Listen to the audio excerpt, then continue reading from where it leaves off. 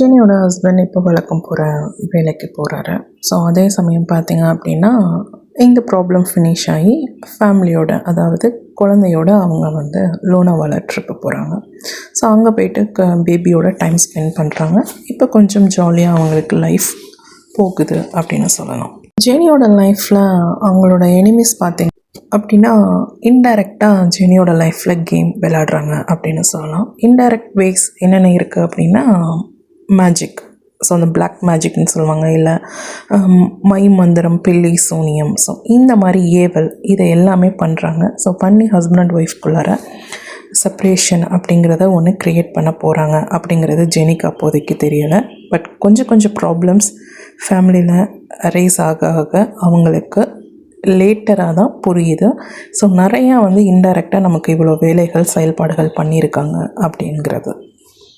ஜெனிக்கும் ஜெனியோட ஹஸ்பண்டுக்கும் நடக்கிற ஃபைட் பார்த்திங்க அப்படின்னா பயங்கர டெரராகவே போகுதுன்னு சொல்லலாம். ஏன்னா இப்போ ஹஸ்பண்ட் வந்து டோட்டலாக சேஞ்ச் ஆகிட்டார் இல்லையா. ஸோ அவருடைய உருவத்தில் அந்த கெட்ட ஒரு ஆவி, அதாவது அந்த சந்துரு அந்த மாதிரி ஆவிகள் ஏவி விட்டதில் அப்படி மாறிட்டாரா என்னன்னு தெரியாது. ஸோ சண்டேயில் பார்த்திங்க அப்படின்னா அவங்களோட மொபைல் ஃபோன் பிரேக் ஆகுது. அடுத்து அவங்களோட மேரேஜ் ஃபோட்டோ கூட அவங்க பிரேக் பண்ணிடுறாங்க. ஸோ இதில் பார்த்திங்க அப்படின்னா 2 பேருக்கும் சண்டை ஏற்பட்டு விண்டோ கிளாஸ் கூட பிரேக் ஆகுதுன்னு கூட சொல்லலாம். ஜெனி தன்னோட லைஃப்பில் ரொம்ப கஷ்டப்பட்டு படித்து ஒரு வேலைக்கு போய் அதுக்கப்புறம் அவங்களோட லைஃப்பில் செட்டில் ஆகிற டயத்தில் மேரேஜ் அப்படிங்கிறது ஒன்று பண்ணி வச்சாங்க. ஸோ அந்த மேரேஜ் பண்ணிவிட்டு அவங்களுடைய ஃபேமிலி சைட் பார்த்திங்க அப்படின்னா ஜெனியை வந்து ஒரு சர்வெண்ட் மாதிரி தான் ட்ரீட் பண்ணுறாங்க அப்படின்னு கூட சொல்லலாம். ஏன்னா ஜெனியோட படிப்புக்கோ அவங்களுடைய ஜாபுக்கோ அங்கே இம்பார்ட்டன்ஸ் இல்லை அப்படிங்கிறது தான் உண்மையான விஷயம். ஸோ ஏன்னா இவங்க ஃபேமிலியோட பேக்ரவுண்ட் அப்படிங்கிறது டோட்டலாக டிஃப்ரெண்ட்டாகவே இருக்குது அப்படின்னு சொல்லலாம். ஸோ ஜெனியை வந்து ஒரு சர்வெண்ட் ரேஞ்சில் தான் அவங்க ட்ரீட் பண்ணாங்க அப்படின்னு கூட சொல்லலாம். இது ஜெனிக்கு ரொம்ப பெரிய மன வருத்தத்தை ஏற்படுத்தினது அப்படின்னு கூட சொல்லலாம். அடுத்து ஜெனிக்கும் ஜெனியோட ஹஸ்பண்டும் பிரிவுக்கு அவங்க மாப்பிள்ளையோட அம்மாவே முதற் காரணமாக இருக்காங்க அப்படின்னு சொல்லலாம். மாப்பிள்ளையோட அம்மா மாப்பிள்ளைக்கிட்ட ஃபோன் பண்ணி எனக்கு ஒரு 3 லட்ச ரூபா பணம் வேணும், நான் வீடு கட்டணும் அப்படின்னு சொல்கிறாங்க. மாப்பிள்ளை வந்து என்கிட்ட இப்போ காசு இல்லை அப்படின்னு சொல்கிறாரு. இருந்தாலும் நீ எனக்கு ரெடி பண்ணி கொடு அப்படிங்கிற ரெக்வெஸ்ட் பண்ணுறாங்க மாப்பிள்ளையோட அம்மா.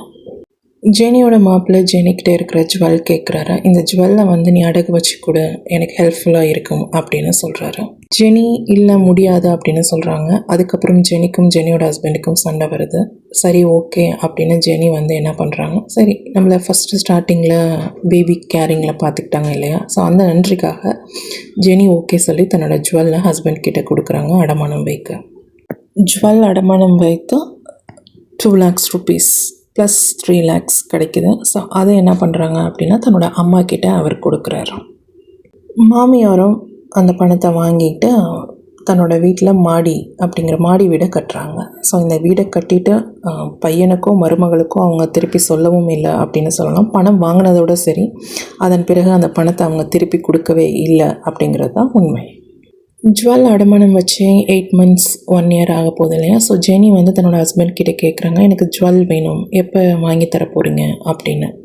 அதுக்கான இன்ட்ரெஸ்ட் அமௌண்ட்டு தன்னுடைய மாமியார் செலுத்துகிறேன் அப்படின்னு சொல்லியிருந்தாங்க. ஆனால் அந்த பணத்தையும் அவங்க கொடுக்கல. ஸோ அதையும் ஜெனி கேட்குறாங்க, எங்கள் இன்ட்ரெஸ்ட் அமௌண்ட்டு நீங்கள் கொடுக்கவே இல்லை அப்படின்னு. ஜெனியோட மாமியார் இப்போ மாமியார் அப்படிங்கிற தன்னுடைய சுயரூபத்தை காமிக்கிறாங்க அப்படின்னு சொல்லலாம். என் பையன்கிட்ட நான் வாங்கினதுக்கு நான் ஏன் கொடுக்கணும் திரும்ப அப்படிங்கிற மாதிரி கொஸ்டின் ரைஸ் பண்ணுறாங்க. ஸோ இது ஜெனிக்கு ரொம்ப கோவம் வந்துருச்சு அப்படின்னு கூட சொல்லலாம். ஸோ தன்னோட ஹஸ்பண்ட் கிட்ட கேட்குறாங்க. தன்னோட ஹஸ்பண்டும் தன்னோட மாமியார் மாதிரியே பதில் சொல்கிறதுனால 2 பேரும் சேர்ந்து தான் பிளான் போடுறாங்களோ அப்படிங்கிற மாதிரி ஜெனிக்கு ஐடியா தோணிடுச்சு. ஸோ உடனே சண்டை அதிகமாகுது. என்னோடய ஜுவல் எனக்கு இப்போவே வேணும்னு கேட்குறாங்க. ஜெனியோட ஹஸ்பண்ட் பார்த்திங்க அப்படின்னா ஜெனிக்கு சப்போர்ட் பண்ணாங்க. ஸோ ஃபுல் அண்ட் ஃபுல் அவங்க அம்மா, அவங்களுடைய சிஸ்டர்ஸ், ஸோ அவங்களுடைய அண்ணன் ஒய்ஃப், ஸோ இந்த கேங்குக்கு தான் அவர் சப்போர்ட் பண்ணுறாரு. ஏன்னா டோட்டலாக அவர் வந்து மேஜிக்கில் சேஞ்ச் ஆகிட்டார், பிரெயின் வாஷ் பண்ணியிருக்காங்க அப்படின்னு கூட சொல்லலாம். அதே சமயம் ஜெனி வந்து அடுத்த ஹையர் கோர்ஸ்க்காக அப்ளை பண்ணுறாங்க. ஸோ அந்த அட்மிஷன் அவங்களுக்கு கிடைக்கிது. அது என்ன அப்படின்னு பார்த்திங்க அப்படின்னா டீச்சர் ட்ரைனிங் கோர்ஸ், அதாவது எஜுகேஷன், ஃபிசிக்கல் எஜுகேஷன் சொல்லுவாங்க. ஸோ கம்ப்யூட்டர்லேயே அவங்க பிஎட் கோர்ஸ் பண்ணுறாங்க. அது ஒரு அட்வான்ஸ்டு எக்ஸ்ட்ரா கோர்ஸ் அப்படின்னு கூட சொல்லலாம். ஸோ மும்பையிலேருந்தே அங்கே தஞ்சாவூரில் அவங்க அப்ளை பண்ணுறாங்க. அட்மிஷன் அவங்க கெட் பண்ணுறாங்க. ஸோ இப்படி ஜெனியோட லைஃப் 3.5 years மும்பையில் போயிட்டுருக்கு. ஹஸ்பண்டோட கொஞ்சம் ஃபைட்டு, அப்புறமே கன்சோல், சமாதானம், கொஞ்சம் ரொமான்ஸ் அப்படின்னு போயிட்டுருக்கு. இந்த டைம் பார்த்திங்க அப்படின்னா ஸோ 3.5 years, ஃபோர்த் இயரில் பார்த்திங்க அப்படின்னா ப்ராப்ளம் ரைஸ் ஆகுது. ஸோ இந்த ஜுவல்னால பெரிய ப்ராப்ளம் ஹஸ்பண்ட் அண்ட் ஒய்ஃப்குள்ளார வந்துருச்சு. ஸோ இதை வச்சு ஜெனியோட ஹஸ்பண்ட் ஃபேமிலி ஜெனியை வந்து வெளியில் அனுப்புறதுக்கு பிளான் பண்ணுறாங்க. பட் ஜெனிக்கு இந்த ட்ராமா எதுவுமே தெரியாது. ஜெனியோட ஹஸ்பண்ட் ஃபேமிலி யாரோட டைப் ஆயிருக்கு அப்படின்னு பார்த்தீங்க அப்படின்னா இந்த ராம்சந்துரு. ஸோ அந்த குரூப்போட டைப் ஆனதில் இவங்க எல்லாருமே டோட்டலாக வந்து சேஞ்ச் ஆகிருக்காங்க. ஸோ அவங்களுடைய ஃபேமிலி தான் இப்போ ஜெனியோட ஃபேமிலியை டாமினேட் பண்ணது, இல்லை ஜெனியை கண்ட்ரோல் பண்ணுறாங்க அப்படின்னு கூட சொல்லலாம். Jenny, yeah, climb the ladder from the bottom floor. Now they see my name on every door. Yeah, they call me